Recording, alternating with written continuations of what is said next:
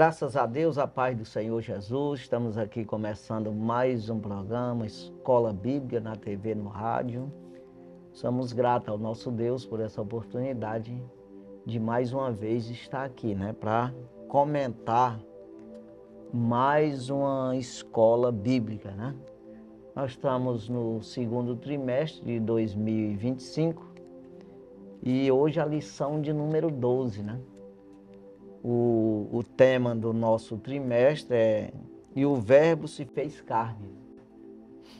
E o subtema, Jesus sob o olhar do apóstolo do amor.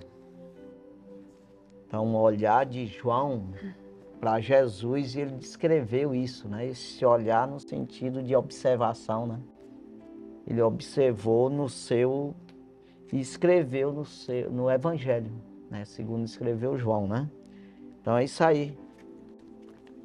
E essa lição de número 12, 22 de junho de 2025. Aí o assunto da lição, do julgamento à ressurreição.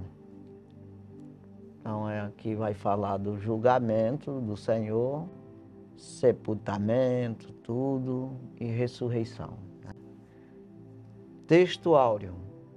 E quando Jesus tomou o vinagre, disse: está consumado. E inclinando a cabeça, entregou o Espírito. João capítulo 19, versículo 30. Verdade prática. Na cruz, Jesus triunfou sobre o pecado. Na ressurreição, conquistou a vitória sobre a morte. Então aqui você vê que foi a nossa vitória, Às vezes as pessoas até se confundem e eles lamentam a morte de Jesus, A gente pode até pensar por esse lado, no sentido de se colocando no lugar dele, Porque a nossa morte, na verdade, serve de nada. No sentido de resgate. Um homem pode matar, pode deixar que os outros matem, não serve de coisa nenhuma. Ele podia dar a vida dele, como o próprio apóstolo Paulo fala ali em 1 Coríntios capítulo 13, do amor, Ele diz que não adianta você até falar a língua dos homens, dos anjos, tendo todo o mistério, mas sem amor nada seria. Então o homem, aí o apóstolo Paulo diz: embora eu desse o meu corpo para ser queimado, sem amor, então não adianta a morte do homem, nesse sentido de resgate. Aqui já Jesus não, ele se fez carne, Ele como um Deus se fez semelhante aos homens e passou por essa morte, e era necessário isso. E a nossa vitória está nisso. Então não é para nós lamentar, pelo contrário, nós se alegrar. É o que nós vamos falar aqui nessa lição, para a gente entender esse lado. É claro que, olhando para o lado humano de Jesus, e até trazendo para nós isso, é uma maneira da gente se entregar também a Deus, de maneira a fazer a vontade de Deus, que não precisa passar nem por esse sofrimento todo que Jesus passou, Mas quando nós olhamos pelo lado necessário, que é um resgate, é a minha vitória, é a minha. Então é para nós nos alegrar. E Jesus, ele se alegrou. Isso Isaías disse lá em Isaías 53, que ele ia alegrar a sua alma, ia se alegrar pela obra que fez. Então Jesus se alegrou mesmo, depois da morte, É claro que ele, como homem, se entristeceu na hora da morte e tudo, mas sabendo o que ele estava fazendo, resgatando a humanidade. E depois da morte, ele teve prazer na sua alma pela obra que fez, Que é exatamente ser a porta da salvação, Então, nós precisamos nos alegrar e não lamentar pela morte de Jesus, mas, né, como que é exatamente através dessa morte que abriu a oportunidade de um homem se salvar. Então, o apóstolo Paulo, quando ele escreve, vai ser falado aqui em 1 Coríntios capítulo 15, ele diz, se nós não acreditar que Jesus ressuscitou, né, então ele diz assim, se Jesus não ressuscitou, a nossa fé é morta, o nosso trabalho, nós estamos falando em vão aqui, não estamos fazendo nada. Então, nós acreditamos nisso, e é isso que nós vamos falar nessa lição hoje aqui, que Jesus deixou provas infalíveis, né? Incontestável, né? Porque ele apareceu depois da morte, num corpo glorificado. Ele ressuscitou, ele foi transformado, aquele corpo carnal num celestial. Então, isso deixou infalíveis provas, né? Ele mesmo diz, vocês são minhas testemunhas, vocês me viram, eu falei com vocês, eu fiz milagre, depois ele fez milagre, depois de ressuscitado, que é ali a multiplicação dos peixes, né? Que ele fez no começo do ministério e fez no fim, ali depois já ressuscitado. Então veja que é a prova que nós temos o suficiente para nós acreditar, ter fé, perseverança nisso, que assim como Deus, o apóstolo Paulo fala muito sobre isso aí, né? Assim como Deus ressuscitou Jesus dos mortos, vai ressuscitar nós também. Então, não tem uma dúvida, porque ele apareceu, né? Essa aparência que foi a prova melhor. Porque até mesmo desaparecer de lá, como foi pago os soldados pelos romanos ali para que mentisse, dizendo que roubaram o corpo dele, podia até ser alguém acreditar nisso mesmo, mas como ele apareceu, aí vai falar aqui para os dois principais apóstolos, que é João e Pedro, e Maria Madalena, para uma mulher também, a primeira vez, né? Então, fica aí e apareceu para os 12 depois, apareceu para 500 pessoas depois. Então, deixou isso claro que nós temos essa passagem. Nós podemos passar da vida, como diz o apóstolo João, né, na sua carta, da morte para a vida. E Jesus, ele disse também, aquele que crê em mim, ele passou da morte para a vida. Então, aí deixa isso bem claro e de maneira que a gente trabalha nisso, a gente se empenha nisso, a gente acredita nisso, tem a esperança nisso e a fé. Eu sempre digo que esperança, ela começa com crença, né? Na fé. A conclusão de uma crença é fé. É como que você acredita numa coisa que você está fazendo, sem ver o resultado. Então você acreditou, tem a esperança que fica no meio ali, já nessa continuidade, e aí no final a conclusão é fé. Então você acredita no que não está vendo, espera aquilo que não está vendo, e chega na fé, que é a conclusão de você realizar a obra. A fé sem obra é morta. Então eu digo que acredito, mas não faço nada, então não acredita, né? Então acreditar é você trabalhar em cima. Então essa fé nossa está exatamente apoiada, fundamentada nessa ressurreição de Jesus. E o apóstolo Paulo fala ali aos Romanos, dizendo que se com a tua boca confessares o Senhor Jesus e em teu coração credes que Deus o ressuscitou dos mortos, será salvo. É exatamente nessa questão de você não acredita. Então, estou acreditando que eu também vou ressuscitar. Romanos 10, 9, né? Então, já passo aí para você fazer essa introdução. Graças a Deus, estamos já quase no final do nosso trimestre. São 13 lições que são estudadas trimestralmente. Nós já estamos na lição de número 12. Semana que vem estaremos trabalhando a última lição deste trimestre e tem sido uma honra e um privilégio poder compartilhar com o telespectador, com o ouvinte, a palavra de Deus. Dentro daquilo que o Espírito Santo tem nos ajudado a compreender, nós trazemos com muito amor, porque essa palavra, nós cremos que esta palavra é poderosa para nos transformar. Eu falo nos transformar porque é para todo aquele que se permite. Nós nunca estamos no estágio de completos, tanto na questão de salvação, de santificação.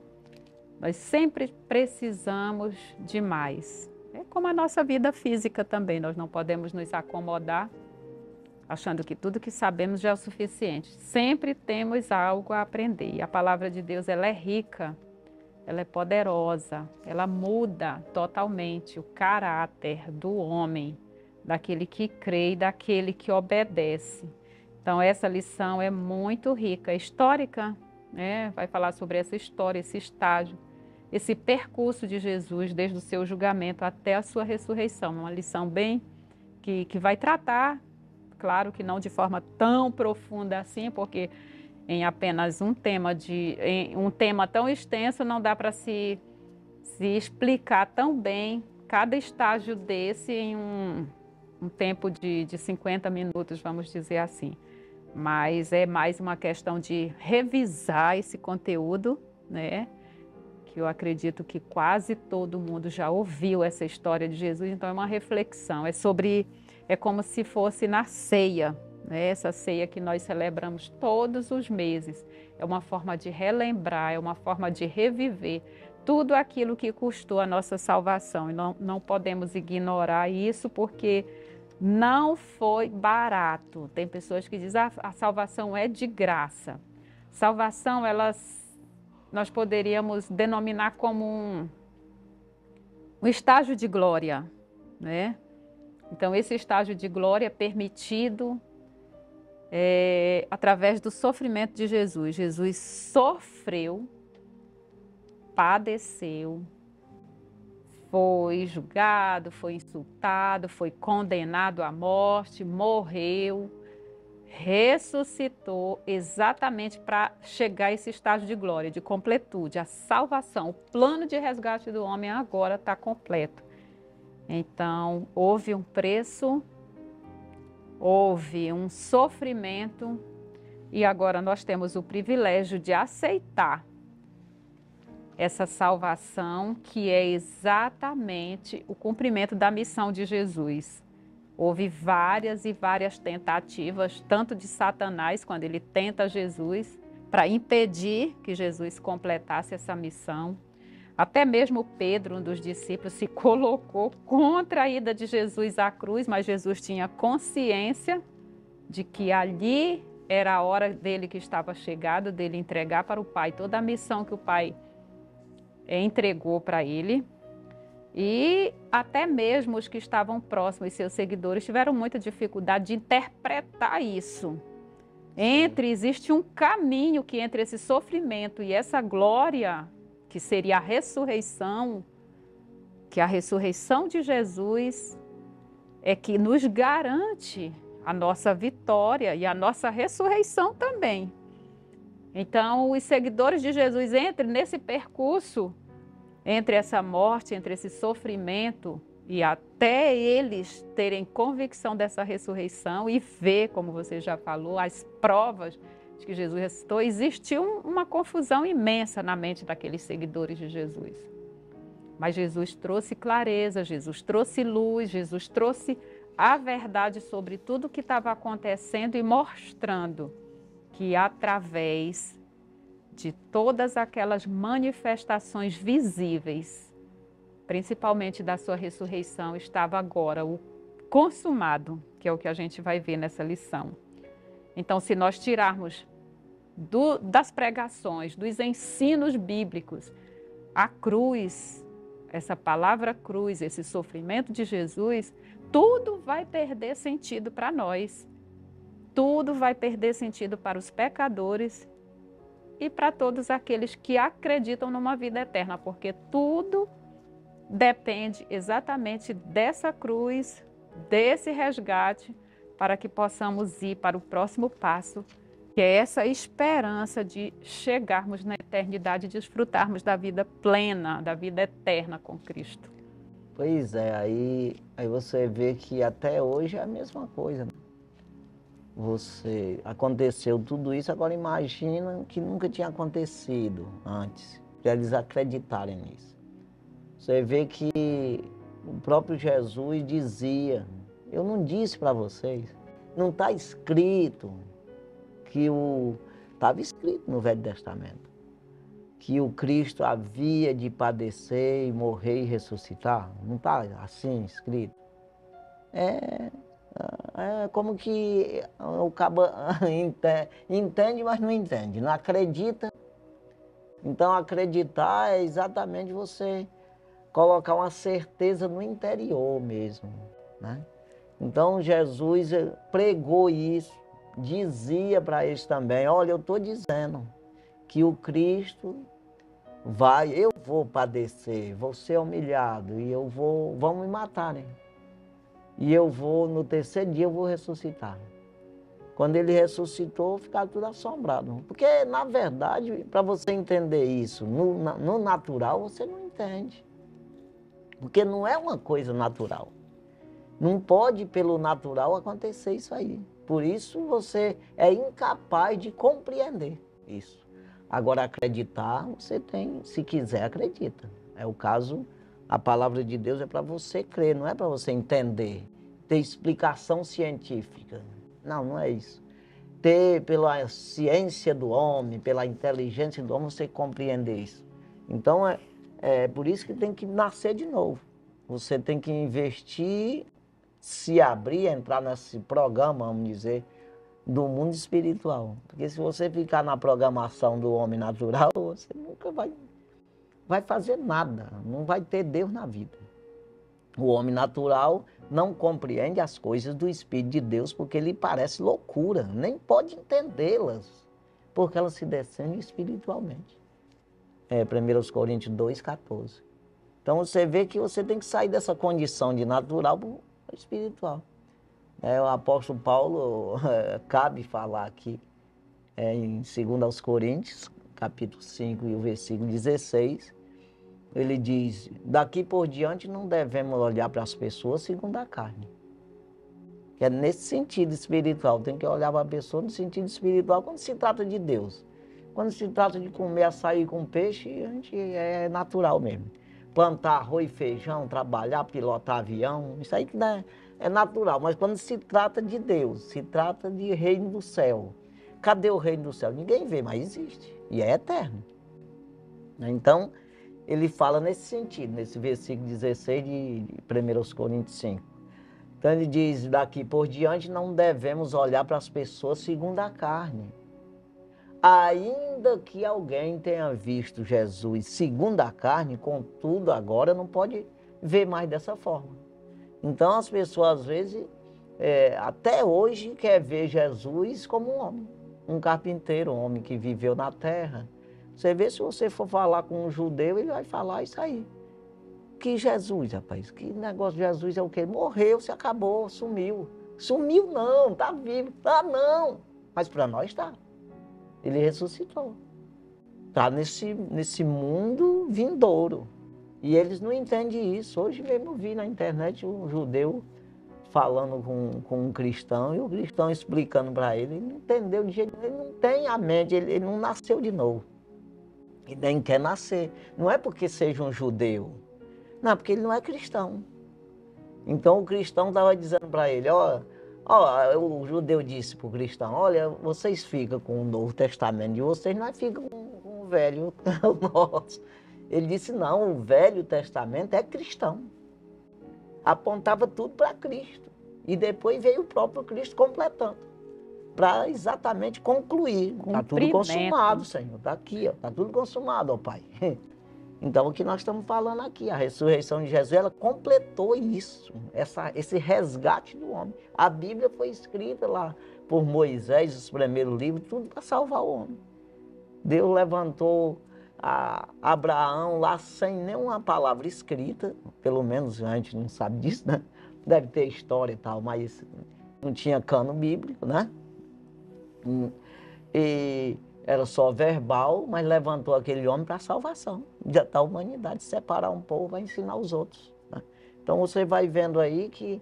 Mas eles não entendem por quê? Porque ele não entra nessa nova vida. Ele não nasceu de novo.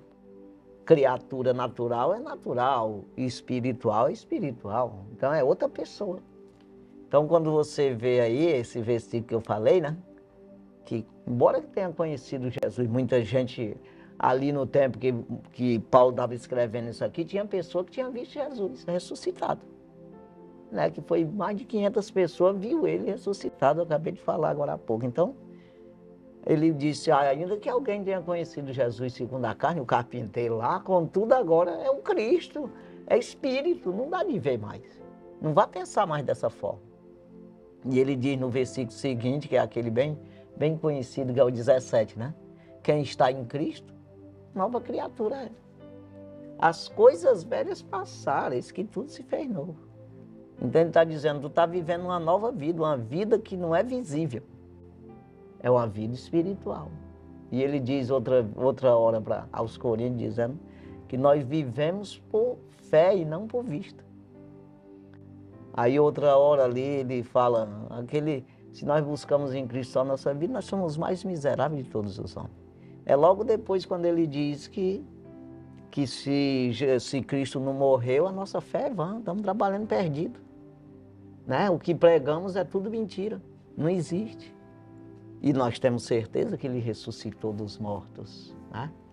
Então é essas coisas aí que a gente tem que continuar acreditando e dizendo para os outros para crer. Se não crer, faz o quê? Mas a pregação do Evangelho é exatamente essa transformação, né? De você permitir Deus abrir tua mente para você compreender o mundo espiritual. E até digo que você só vai ver Deus, se você vê Deus, você vê o diabo. O que é isso? Se você vê o bem, você vai ver o mal. Porque quando está misturado assim, ou seja, você está só no mal, você não consegue ver o bem. É uma das coisas que o inimigo falou para Eva, né? Deus, no dia que tu comer disso aí, tu não vai morrer não, tu vai conhecer o bem e o mal. Nisso aí ele falou a verdade. Até aí ela estava bem, aí depois ela viu que é mal nas costas, né? Então exatamente isso aí, quando a gente vê Deus, aí automaticamente você vê o mal. É exatamente para você se livrar, porque Deus te mostra o mal. O diabo, que é o mal, o lado maligno, nunca vai te mostrar o bem. Porque se ele mostrar, ele está te entregando para Jesus. Já está perdendo já, porque você vai ver ele. Então, quando eu busco em Jesus, eu acredito, eu descubro as artimanhas do inimigo. É tanto que ele faz de tudo para isso não acontecer, porque senão ele é descoberto. Poxa, já me viu? Aí ele já parte para cima de ti, para te desistir dessa visão. Né? É isso aí, bem, vamos para a leitura bíblica em classe, está no Evangelho de João, capítulo 19, versículo 17 e 18. Aí vamos para os versículos 28 ao 30. E o capítulo 20 do Evangelho de João, versículos 6 ao 10. João 19, 17. E levando ele às costas a sua cruz, saiu para o lugar chamado Calvário, que em hebraico se chama Gólgota, onde o crucificaram e com ele outros dois, um de cada lado, e Jesus no meio. Depois, sabendo Jesus que já todas as coisas estavam terminadas, para que as Escrituras se cumprissem, para que a Escritura se cumprisse, disse: tenho sede. Estava, pois, ali um vaso cheio de vinagre, e encheram de vinagre uma esponja, e pondo-a no hisopo, lhe chegaram à boca. E quando Jesus tomou o vinagre, disse: está consumado. E inclinando a cabeça, entregou o Espírito. João 20, versículos 6 ao 10. Chegou, pois, Simão Pedro, que o seguia, e entrou no sepulcro e viu no chão os lençóis, e que o lençol que tinha estado sobre sua cabeça não estava com os lençóis, mas enrolado num lugar à parte. Então entrou também o outro discípulo, que chegara primeiro ao sepulcro, e viu e creu, porque ainda não sabiam a Escritura que diz que era necessário que ressuscitasse dos mortos. Tornaram, pois, os discípulos para casa. Pois é, Jesus, quando apareceu, que eles ficaram todos espantados, ele já dizendo, mas eu não disse para vocês. As Escrituras diziam, eu disse para vocês que havia de... Aí que ele abriu a mente deles, é aí que começou a igreja. Né? Na verdade, bem aí, ele soprou sobre eles o Espírito, já receberam o Espírito, não receberam o batismo foi no Pentecostes, depois de 10 dias. Depois de 40 dias que Jesus ressuscitou, ele subiu ao céu, ficou ensinando eles durante esses 40 dias, sempre aparecendo. E ele disse, olha, não se ausentar de Jerusalém até que do alto venha um revestimento de poder, que foi o batismo. Mas ali ele já estava com o dom do Espírito, que ele já tinha soprado sobre eles o Espírito, abriu o entendimento para compreender as Escrituras. Se Jesus está dizendo isso, como é que você acha que você, no natural, vai compreender? É até meio assim, às vezes, a gente dizer essas coisas, porque você vai achar que a gente está dizendo que a gente é mais do que você. Não. Nesse sentido, não. Assim, que eu posso dizer, você não está compreendendo. Se você não confessou o nome do Senhor Jesus, se você não verdadeiramente não tomou uma decisão de seguir Jesus, seguir o Evangelho, a palavra de Deus, você não está entendendo nada. O que nós estamos entendendo aqui. Então, é por isso que eu digo, é ruim ainda dizer isso, que às vezes as pessoas dizem, o senhor está dizendo que é mais sábio que a gente. Não. É porque no mundo espiritual, se você não chegar a Jesus, não se humilhar e querer, ele não vai abrir tua mente, não tem como. Você vê, nós até estudamos sobre isso,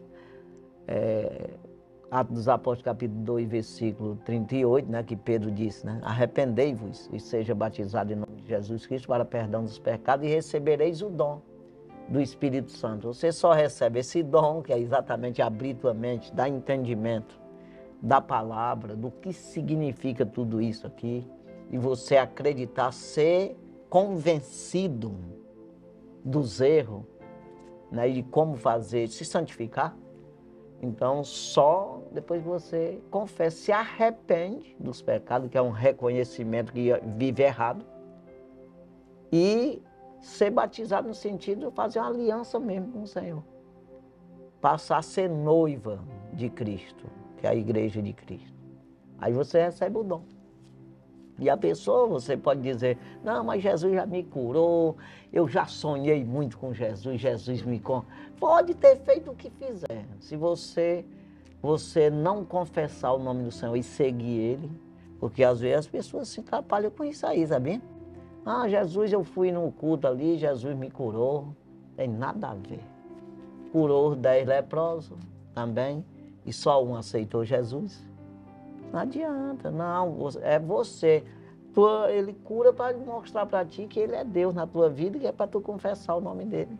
E verdadeiramente ser um crente, né?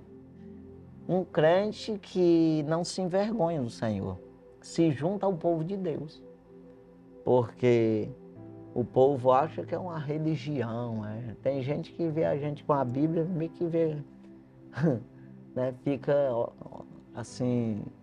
revoltado, achando que a gente está afrontando eles.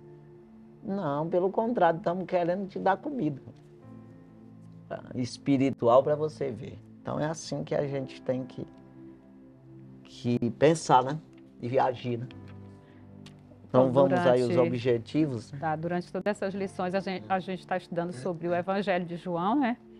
E esse Evangelho, ele, nesta lição específica, vai ser narrado exatamente sobre o sacrifício e a vitória de Jesus, que nós já falamos, e revela também a concretização do plano redentor de Deus. Nós já citamos isso também. Para uma melhor compreensão desse plano, esta lição aborda 3 momentos essenciais: prisão e condenação de Jesus, crucificação, morte, sepultamento e, por fim, sua gloriosa ressurreição. São esses, né, os passos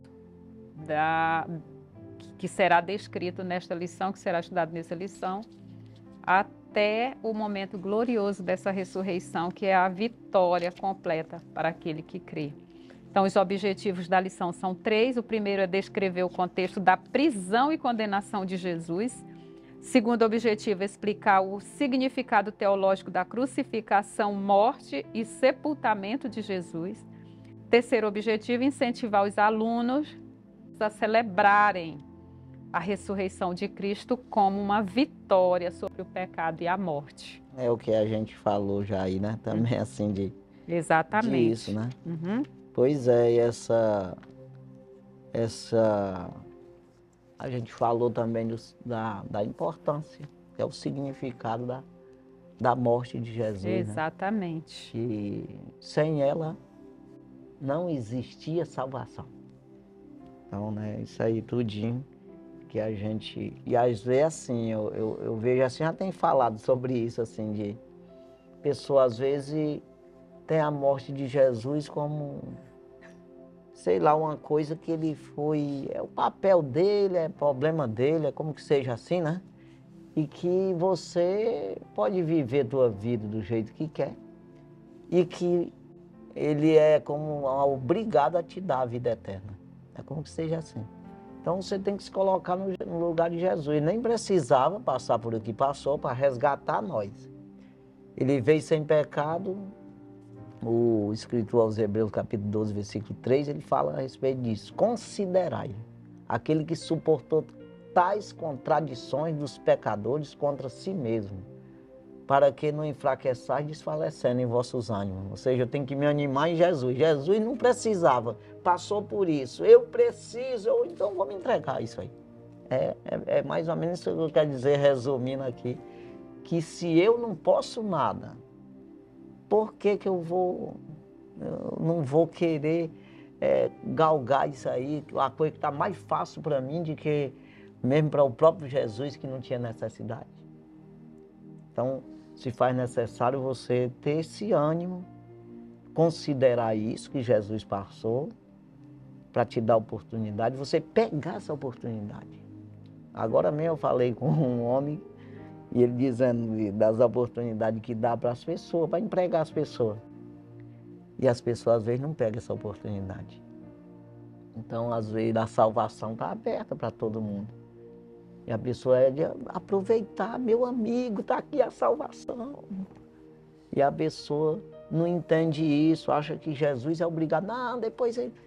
Jesus se vira aí para me salvar. Como que seja assim? A responsabilidade ele joga para cima de Jesus. Não, é tua. Ele só abriu a porta, agora quem entra é tu. Não é assim? Exatamente. Aí vai para outro canto. Então, o tema desta semana, ela nos convida a viver todos os dias,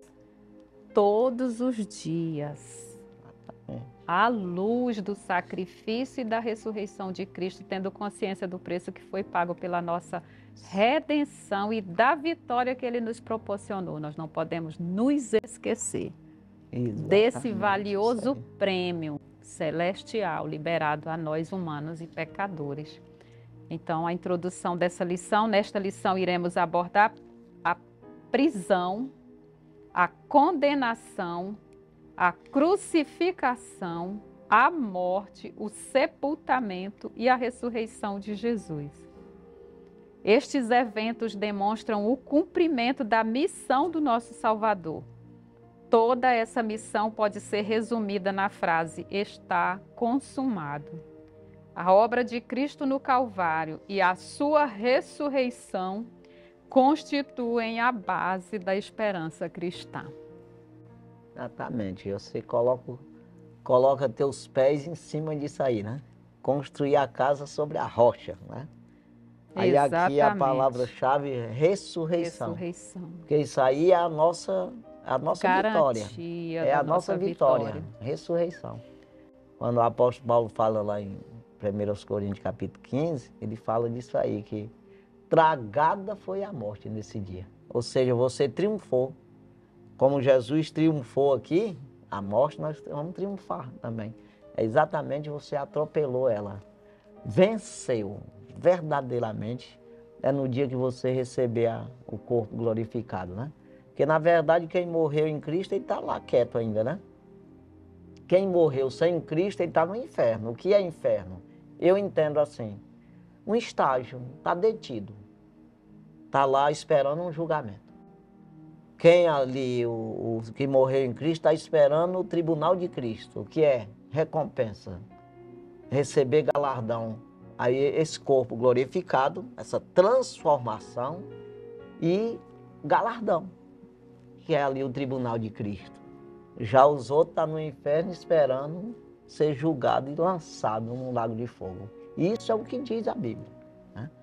Então nada está concluído ainda. No dia que Jesus arrebatar a igreja, todos receberão.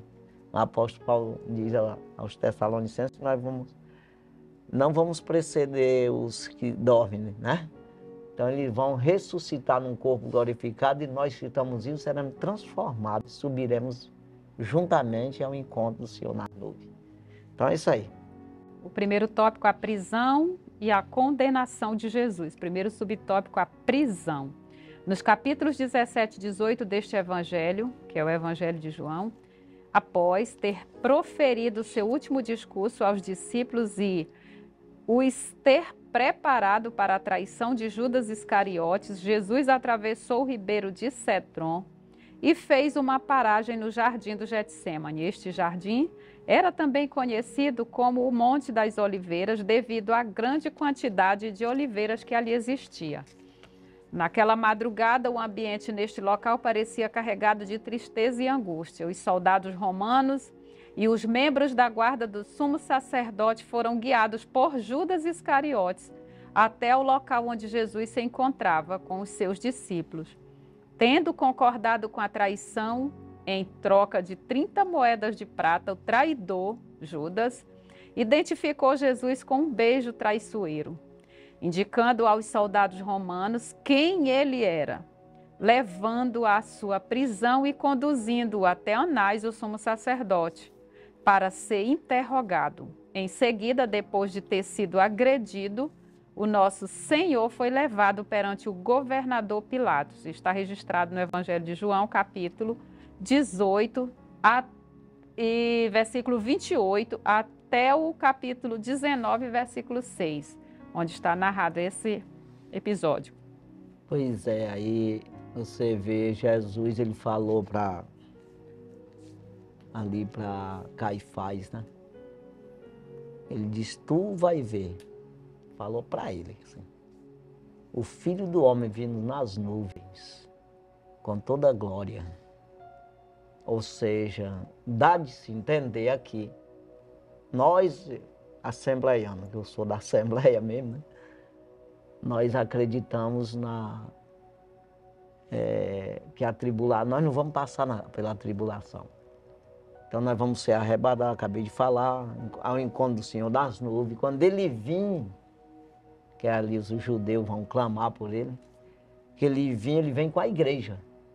E vai ser visto nas nuvens, com seus santos. Isso aí Ezequiel fala, né? Já antes de Noé, Enoque falou isso aí. Que o Senhor vem nas nuvens com todos os seus santos. Então você vai ver que quem está vendo ele vir é quem está embaixo. Então ele estava dizendo para Caifás que ele não vem com a igreja, com ele não, com os santos não. Tu vai ver o Senhor, né, vindo. Ei, meu Deus do céu. Então, é muito ruim para uma pessoa que foi um sumo sacerdote ouvir isso aí. E ele mandou matar Jesus. Mesmo assim, depois de dizer isso, ele pegou logo e foi um tapa na cara. Quando ele falou, tu nem mesmo teme ou respeita o sumo sacerdote, deram um tapa na cara dele. Por causa disso aí que ele falou isso aí. Aí em Apocalipse diz que vão ver, né? Mesmo aquele que o traspassaram, vão ver ele vir nas nuvens. É isso aí. A nossa esperança é estar em cima com ele, né? É isso aí. Então vamos prosseguir. Segundo subtópico, interrogatório.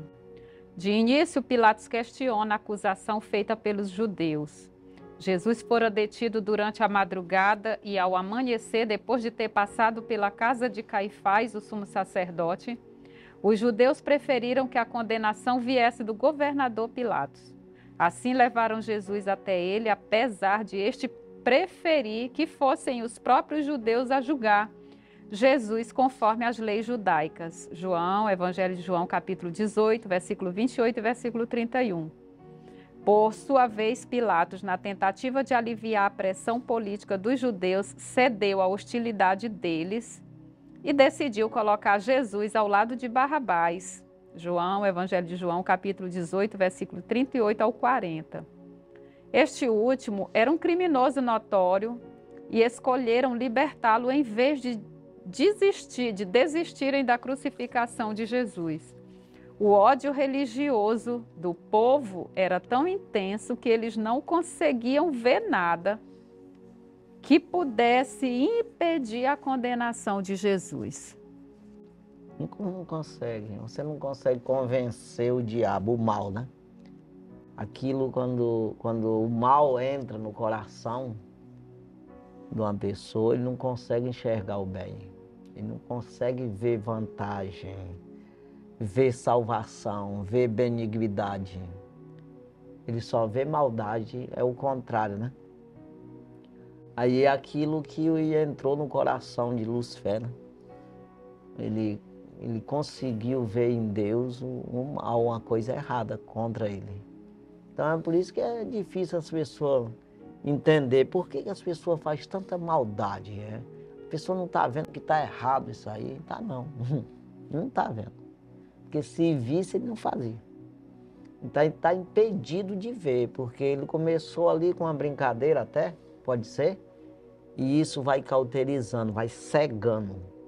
O príncipe deste mundo cegou as pessoas para que ele não seja salvo.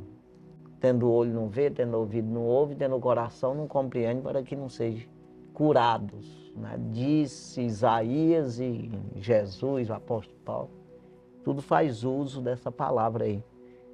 Então o mal cega a pessoa, tira a audição, ele compreende tudo errado, bloqueia a mente da pessoa. Mas se você pedir para Jesus, ele desbloqueia na hora, tira o vírus lá do HD que tá, né? É assim. Vamos. Terceiro subtópico, Sim. a condenação de Jesus. Pilatos mandou que Jesus fosse açoitado e posteriormente os soldados romanos, para humilhá-lo ainda mais, colocaram sobre a sua cabeça uma coroa de espinhos afiados, provocando-lhe ferimentos e fazendo o sangue escorrer pelo seu rosto. Essa era uma maneira de escarnecer da sua suposta realeza. O instrumento utilizado para os castigos era um chicote com tiras de couro afiadas, que tinham pedaços de ossos ou pedras cortantes na ponta. Jesus foi ferido e teve sua carne dilacerada pelos golpes. João, capítulo 19, versículo 1 e 2.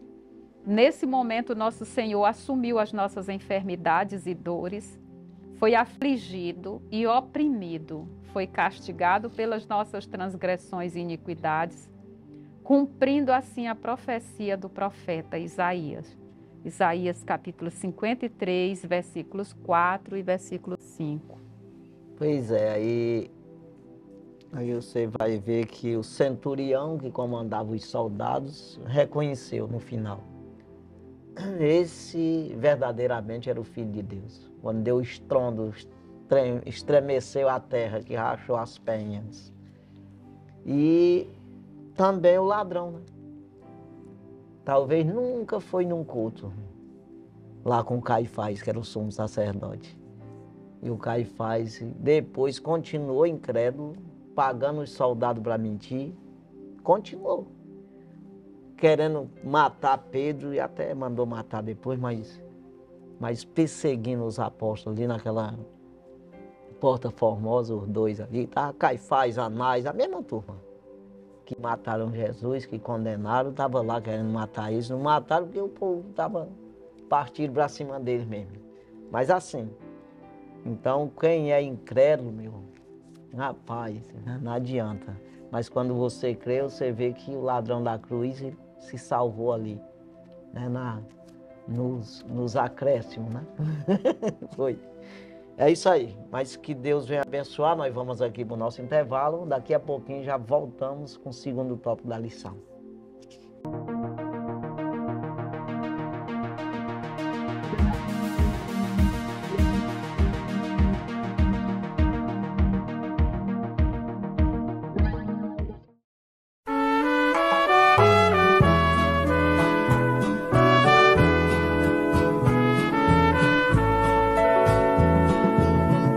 Bíblia Sagrada, és a palavra de Deus, és o livro da jornada dos que seguem para o céu, és a carta enviada que o atalaia tem nas mãos. És o livro da jornada dos que pregam a salvação. Tu és do céu, livro santo do Senhor, livro dos livros que transforma o pecador. Sagrado, bem-aventurados são os que guardam as profecias deste livro do Messias que nos trouxe a salvação. Bíblia Sagrada, és a palavra de Deus, és o livro muito amado para o nosso coração. És o livro que nos fala contra o vício e a corrupção. Nosso Deus falando aos homens dessa grande salvação. Tu és do céu, livro santo do Senhor, livro dos livros que transforma o pecador. Ó livro santo, só em ti pode habitar palavras de amor que dos lábios do Senhor sairão pra em ti gravar.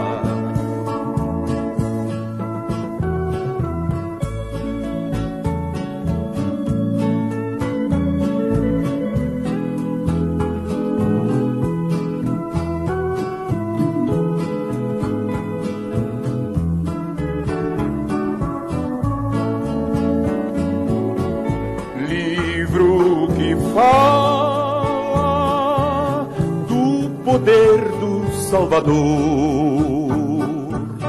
És o livro da esperança em que temos confiança, és a voz do Redentor.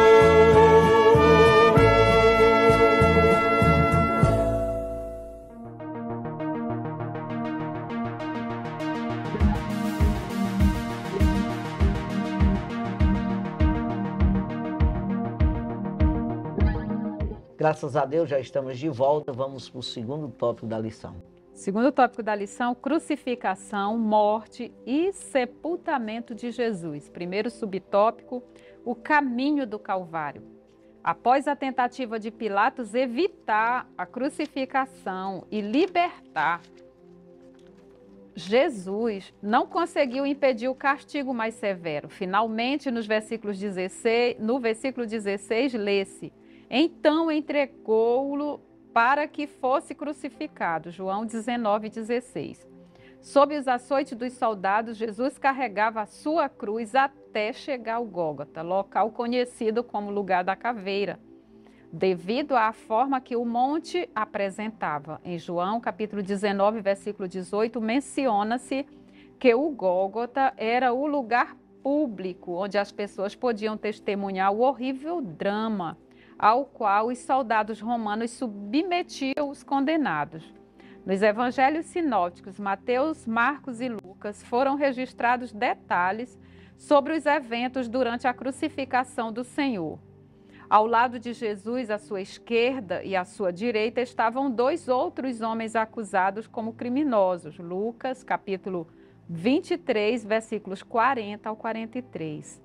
Sendo que Lucas narra o arrependimento de um deles, enquanto o outro zombava de Jesus. É curioso notar que o profeta Isaías também mencionou isso anteriormente no capítulo 53, versículo 12, afirmando que ele foi contado com os transgressores. Exatamente, no meio dos dois ladrões, né?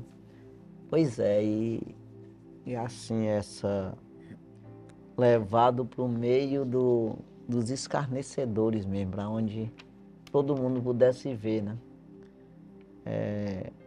A humilhação que Jesus passou por todos nós, né? E a gente tem que entender esse lado, né? Como o próprio Jesus disse, que se alguém perseguir um de nós, e a gente exaltar e alegrai-vos, porque assim foram perseguidos os profetas que foram antes de vós. Então você vê que não é... Se você fosse do mundo, vocês não eram perseguidos. Mas como vocês não são do mundo, como eu também não sou, por isso é que o mundo vos aborrece. Então você vê que a gente tem que suportar isso aí, aprender isso, de que Jesus passou por isso e nós precisamos passar também para vencer. Que a gente não vence discutindo, criando confusão, mas pelo contrário, se humilhando e também não negando, não sendo, não prevaricando, cumprindo a nossa missão. Né? Porque prevaricar, negar, se envergonhar, se omitir, recuar, você se acovardar, está errado. Né? Então tem momentos que você é como uma serpente, né? Mas também tem que ser manso como uma pomba, né? Jesus disse essas duas, que é assim que funciona, né? E não devemos nos render aos planos, às estratégias do maligno, porque da mesma forma como ele intentou contra Cristo, todos os planos do adversário contra o nosso Salvador foi fracasso.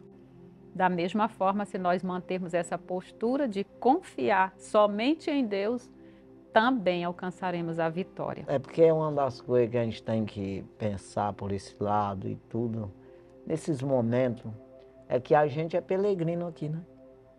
Peregrino não tem terra, não tem direito, não tem nada não. Então nós estamos aqui meio que de passagem, aquele momento. Então não é nossa terra. Então tem um governador dessa terra. Então a gente tem que tratar isso com consideração, sem considerar no sentido de ele como nosso rei, mas com o poder que ele tem sobre essa terra. A gente tem que entender isso aqui, sobre até nós também, que nós não vamos obedecer o Criador, né? Mas ele tem esse direito no sentido que nós já viemos com essa dívida, né? Então a gente pensar sempre assim, não, estamos aqui de passar, isso aqui eu não sou daqui, eu não tenho direito a nada aqui, porque eu não quero mesmo, né? Então A gente não pode querer exigir uma coisa que eu não quero para mim. Eu vou exigir o que eu não quero. Então eu não quero ser desse mundo. Então eu não posso exigir que esse mundo me ame ou me abrace. Eu não quero o abraço do mundo. Então é mais ou menos que assim, né? Então eu quero o abraço do Senhor, que é o mundo vindouro, a nova Jerusalém, a nova Canaã, a vida vindoura, entendeu? Temos aqui o segundo subtópico, a missão foi encerrada. Essa é a parte importante. Como homem, Jesus experimentou a sede, que foi a sua última necessidade humana antes de morrer na cruz. A sua sede física foi momentânea e aliviada por uma esponja que não continha água, mas vinagre, oferecida pelos soldados romanos.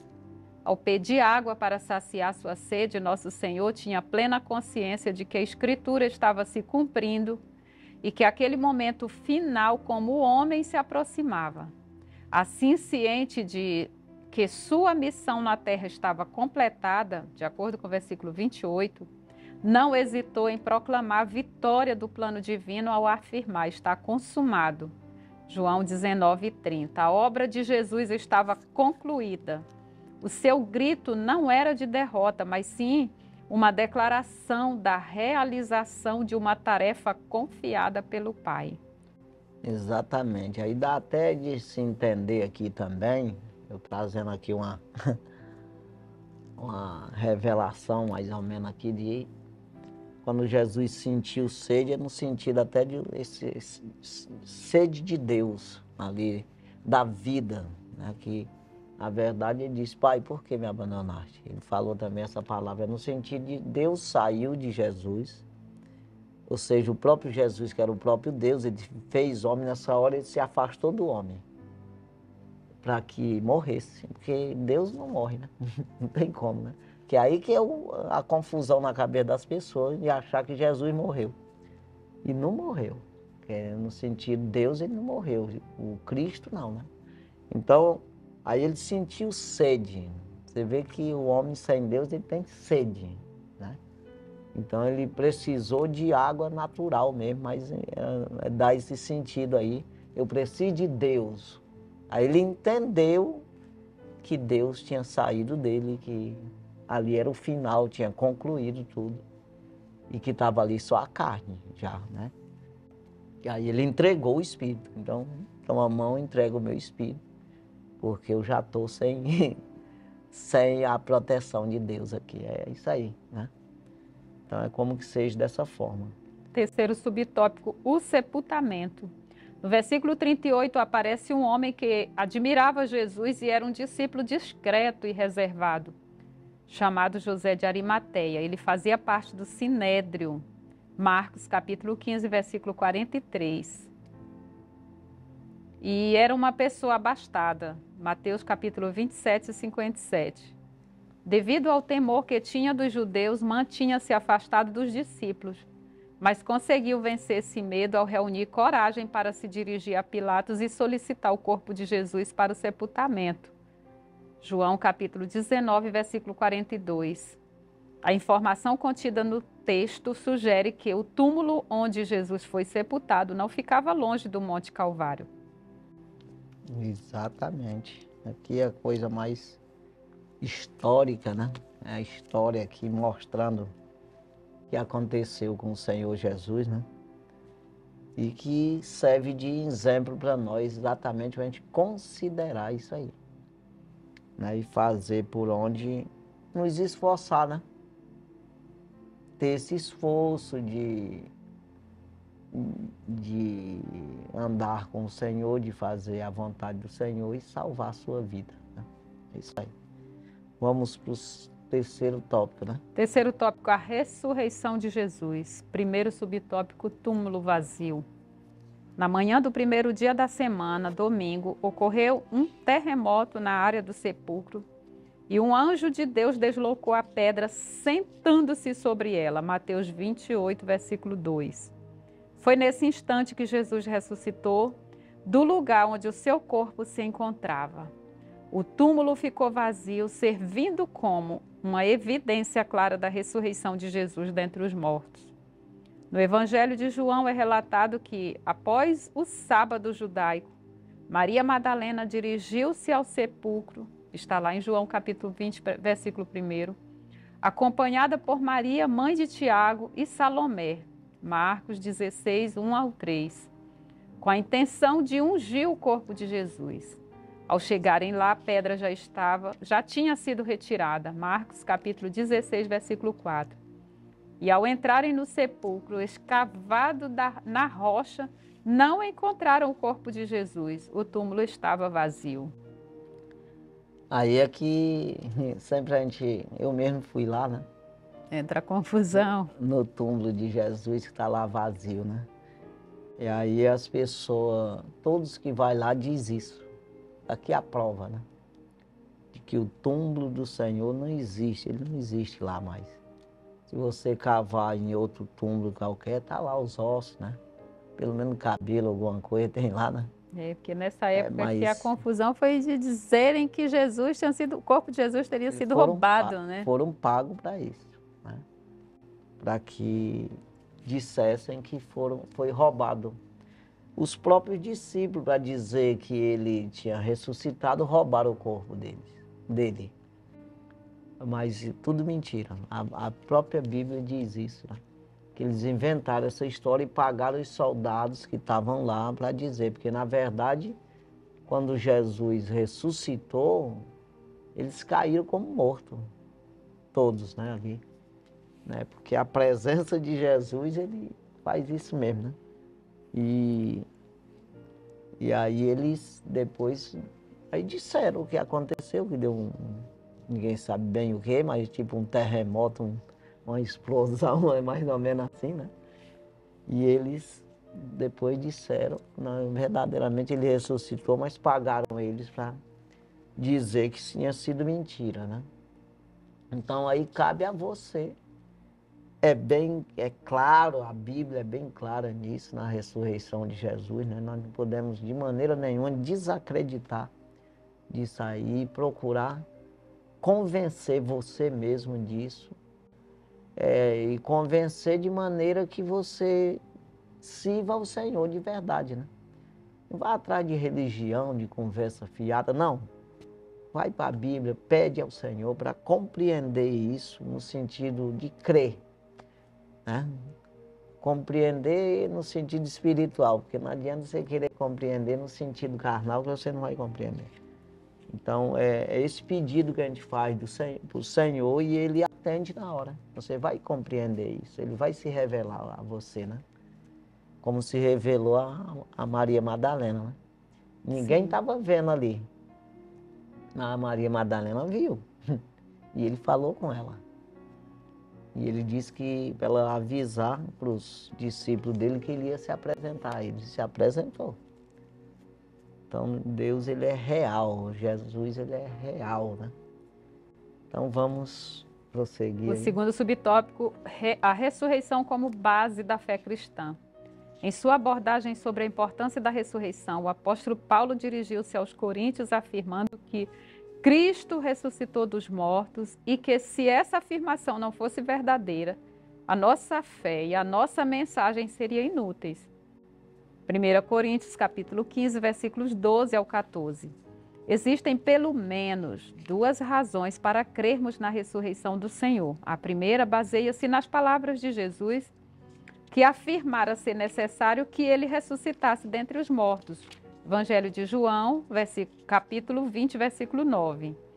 A segunda razão é o fato de Pedro e João terem verificado que Jesus já não estava no sepulcro quando souberam do túmulo vazio. João, capítulo 20, versículos 6 e 7.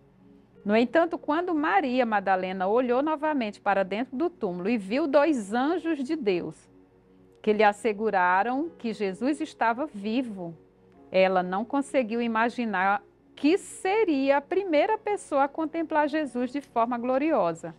João capítulo 20, versículos 11 ao 17.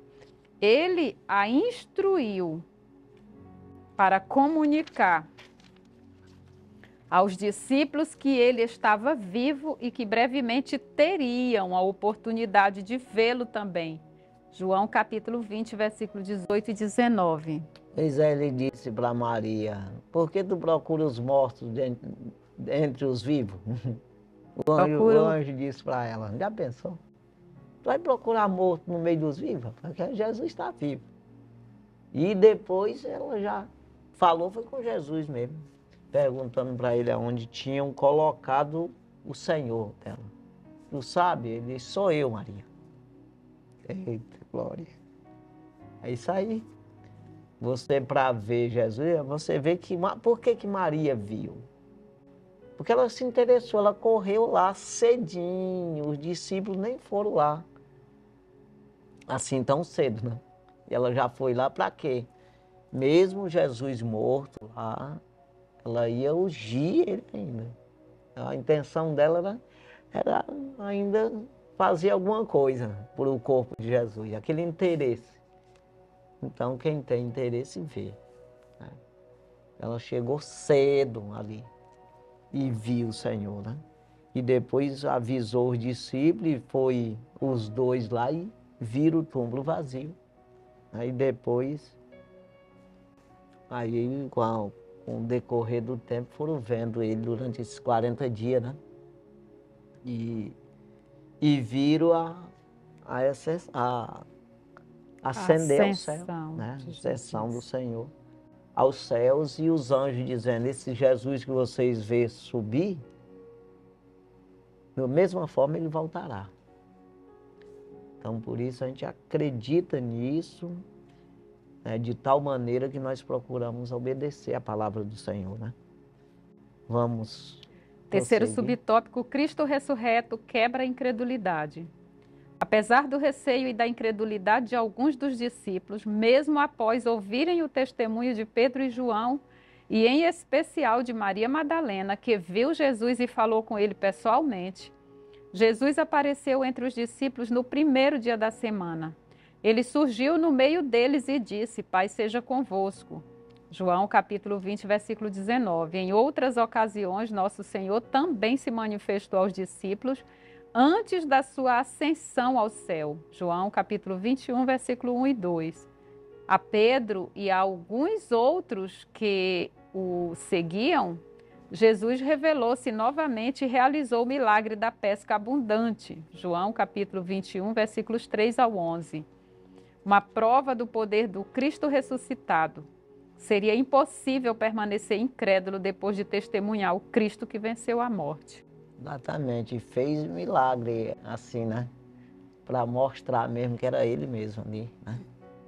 Até mesmo, como eu já falei, o primeiro que ele fez o primeiro dia que ele encontrou os discípulos ali, Pedro, João e Tiago, que multiplicou os peixes ali, no caso da pescaria, também, lá nesse dia ele fez também essa multiplicação, para deixar bem claro, sou eu mesmo que fez naquele dia, está aqui.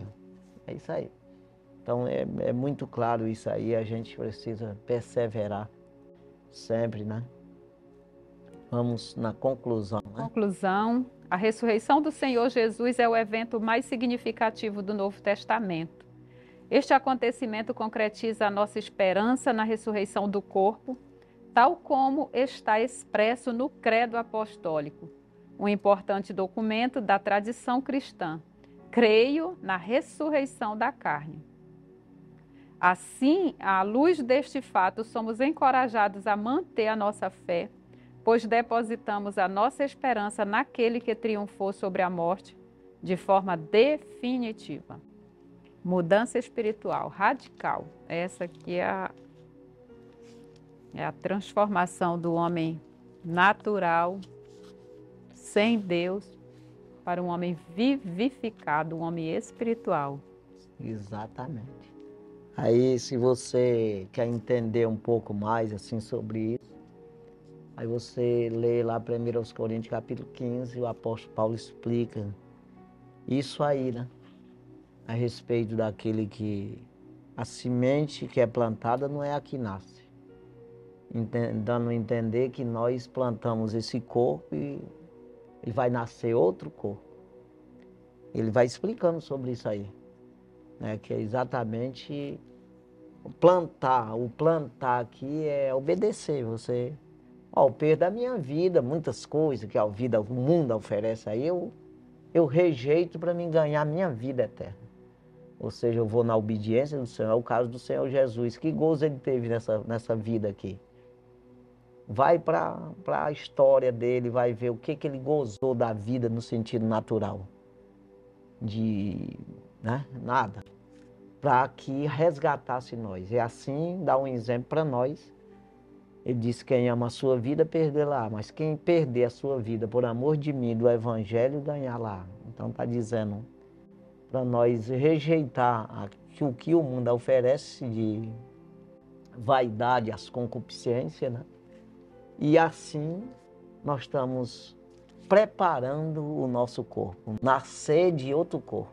É exatamente esse corpo que a gente vai ganhar aí depois da morte, né? Então é isso aí, que Deus venha abençoar grandemente as nossas vidas, né? A sua vida, você que nos acompanhou durante esse programa. Então eu aconselho aí você ir lá para 1 Coríntios, capítulo 15, e aí você vai ver toda essa explicação, né, do Senhor Jesus Cristo. Depois, você querendo também, 1 Tessalonicenses, capítulo 5, capítulo 4, versículo 13, até o último versículo desse capítulo 4. Então você vai ver também a ressurreição dos que morreram em Cristo, a igreja, né? Então é isso aí, que Deus abençoe grandemente, e até a próxima semana, se Deus assim permitir, estaremos aqui com mais um programa Escola Bíblica na TV, também no rádio. Deus abençoe grandemente, fique na paz do Senhor Jesus, e amém.